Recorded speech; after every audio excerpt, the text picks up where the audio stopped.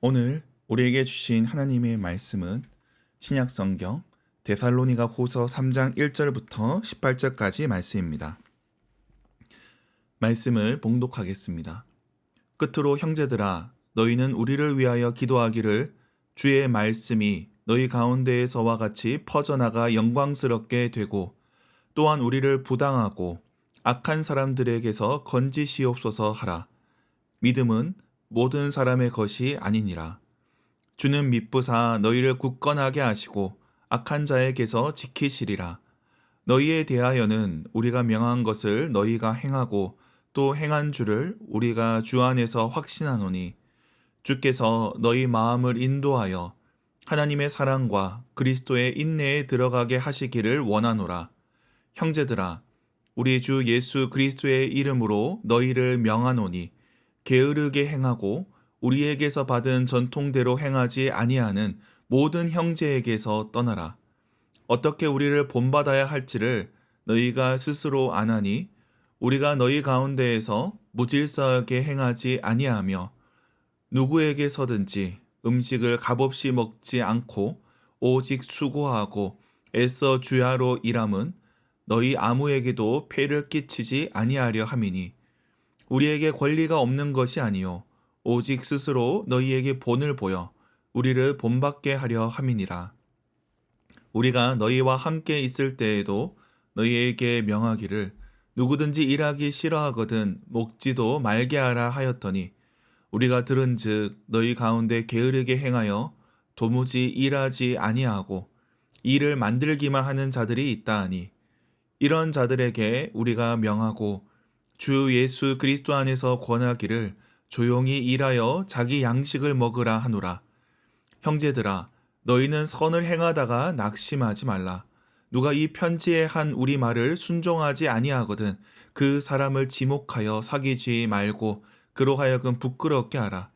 그러나 원수와 같이 생각하지 말고 형제같이 권면하라. 평강의 주께서 친히 때마다 일마다 너희에게 평강을 주시고 주께서 너희 모든 사람과 함께 하시기를 원하노라. 나 바울은 친필로 문안하노니 이는 편지마다 표시로서 이렇게 쓰노라. 우리 주 예수 그리스도의 은혜가 너희 무리에게 있을지어다. 아멘. 매일 성경 순서에 따라 데살로니가 후서 3장 말씀을 살펴보겠습니다. 데살로니가 교회에 쓴 편지는 주님의 재림에 대해서 다루고 있습니다. 사도 바울은 편지를 마무리하면서 다시 한번 성도들을 권면하고 있습니다. 그 내용을 살펴보겠습니다. 오늘 본문 1절부터 5절까지는 바울의 기도를 담고 있습니다. 주께서 데살로니가 교회 성도들을 돌보아 주시고 또 지켜 주실 것을 구하고 있습니다. 이는 하나님께 드리는 기도인 동시에 성도들을 향한 위로와 당부이기도 합니다.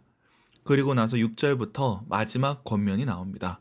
바로 게으름에 대한 경고입니다. 바울은 데살로니가 교회의 게으른 자들, 이들은 전통대로 행하지 않는 자들인데 이들에게서 끊을 것을 이야기합니다. 여기서 받은 전통은 바울이 전해준 복음의 내용입니다. 소위 게으른 자들은 바울이 전한 복음과 달랐다는 겁니다. 그들과 달리 바울은 어떻게 행했는지를 상기시킵니다. 그는 음식을 값없이 먹지 않았고 주야로 일했다 말합니다. 자비량으로 섬겨왔다는 겁니다. 사실 당연한 것은 아닙니다. 가르치는 만큼 가르침을 받는 자에게 받을 권리가 있지만 9절에 보면 본을 보이기 위해 그러지 않았다 말합니다. 본을 보이기 위해 자기 권리를 내려놓았던 겁니다. 그런데 바울이 말하는 소위 게으른 자들은 바울과 달랐습니다. 생업에 종사하지 않고 또 성도들에게서 물질적인 도움을 받았습니다. 그런데 그 이유가 주님이 곧 오실 것이니 그 준비를 한다는 핑계로 그렇게 살았던 겁니다. 주님이 언제 오실지 모르니 그들 삶에 계획이란 게 없습니다. 그래서 바울은 그들이 무질서하다 합니다. 자기들끼리 모이고 이런저런 신앙적인 일들을 하지만 바울은 한마디로 게으르다고 정의합니다. 그리고 일하기 싫거든 먹지도 말라 경고합니다. 12절에 이렇게 권면합니다. 조용히 일하여 자기 양식을 먹으라. 주님이 곧 오신다고 그렇게 떠들면서 자기 생업도 내팽개치고 또 다른 사람들의 도움을 받아 사는 자들에 대해서 이 일에서 먹고 살라는 겁니다. 아주 실용적이고 단단한 삶의 권면을 하고 있는 겁니다. 사실 바울은 누구보다 주님의 다시 오심을 전한 사람입니다. 그럼에도 불구하고 열심히 일했습니다. 바울은 데살로니가 교회에서 자비량으로 섬기며 본을 보였습니다. 물론 바울도 선교 후원을 받을 때도 있지만 적어도 데살로니가 교회에서는 그러했습니다. 주님이 내일 오신다 할지라도 오늘 해야 할 일들을 해야 합니다. 이 땅은 천국 가기 전에 잠시 머무는 그런 장소가 아닙니다. 아무렇게 살다 가도 되는 그런 시간이 아닌 겁니다. 이 땅에서의 시간도 주님께서 허락하신 시간이고 우리에게 맡겨진 시간입니다. 우리가 이 100년도 안 되는 시간을 제대로 감당치 못하면서 어떻게 영원이라는 시간을 감당하겠습니까? 그럴 수 없는 법입니다. 그러므로 우리는 영원을 준비하기 위해 지금 이 순간을 제대로 살아야 합니다.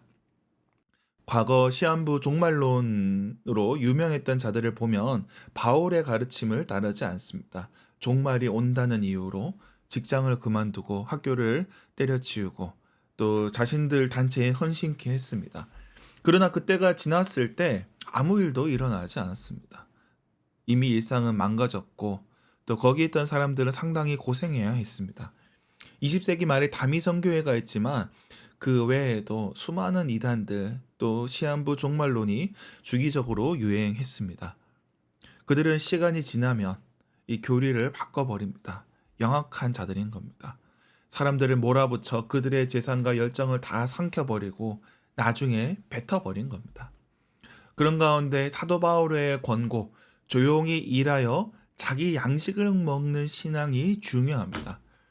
우리가 주님을 바라보고 살지만 두 발은 땅에 붙어 있습니다. 자기 생활을 견고하게 세워 나가면서 자원하는 마음으로 주님의 일을 하는 것이 참으로 중요합니다. 그래서 사도 바울은 데살로니가 교회 성도들에게 다시 권면합니다. 때로는 선을 행하다가 낙심하지 말라는 말도 이런 상황에서 이해할 수 있습니다. 무조건 하나님이 하시겠지 하고 자기 삶을 내팽개치지 말고 주님의 일을 할 때 낙심하지 말고 자기의 삶도 잘 가꿔가야 된다는 것입니다. 말씀을 맺겠습니다. 우리는 주님의 일도 해야 하고 우리의 일상도 감당해야 됩니다. 우리의 삶을 질서 있게 규모 있게 하며 또 주님의 일들을 감당해 나가야 됩니다. 그렇게 단단한 일상, 내실 있는 신앙이 되어야 합니다. 우리가 이 순간에 충실할 때 주님께서는 영원을 허락하여 주실 것입니다. 그 영원을 바라보는 저와 여러분이 되길 주님의 이름으로 축원합니다. 기도하겠습니다. 하나님 아버지, 우리가 이 땅에 살면서 천국을 바라보게 하시고 또 천국의 시민이면서도 이 땅의 시민으로 살게 하시니 감사합니다. 우리의 정체성을 기억하며 이 땅에서의 삶도 충실하게 하옵소서. 한국교회를 위해 기도합니다. 이 땅의 교회가 바른 복음을 가르치게 하시고 삶과 신앙에서 충실한 신앙인들을 길러내게 하여 주시옵소서. 부지런히 주님의 일을 감당하는 자들 되게 하여 주시옵소서. 세계와 열방을 위해서 기도합니다. 세계 곳곳에서 사역하는 선교사님, 동역자들을 기억하여 주시고 또 저들과 함께하여 주시옵소서. 저들의 수고가 헛되지 않게 하여 주시옵소서. 선교센터 그들과 상주 수련장을 기억하여 주시고 주님의 사람들을 세워가게 하옵소서. 영유아 유치부를 기억하여 주시고 우리 어린 자녀들이 믿음으로 자라가게 하여 주시옵소서. 저들이 어릴 때부터 말씀을 들으며 하나님을 섬기는 아이로 성장하게 하옵소서. 저들을 지도하는 전도사님과 교사들을 붙잡아 주옵소서. 우리 가운데 연약한 지체들이 있습니다. 병상에 있는 자들, 요양병원에 있는 이들, 육신의 연약함으로 고통받는 자들을 긍휼히 여겨주시고 주님께서 어루어 만져 주옵소서. 주님께서 위로가 필요한 자들에게 위로하여 주시고 평안이 필요한 자들에게 평안을 허락하여 주시옵소서. 태의 열매를 놓고 기도하는 가정들이 있습니다. 주님께서 저들에게 기쁨으로 응답하여 주시옵소서. 멀리 나가 있는 자들 주님께서 지켜주시고 무사히 돌아오게 하여 주시옵소서. 오늘 하루 우리의 모든 삶의 순간 가운데 주님 역사하여 주옵소서. 감사드리며 예수님의 이름으로 기도드립니다. 아멘.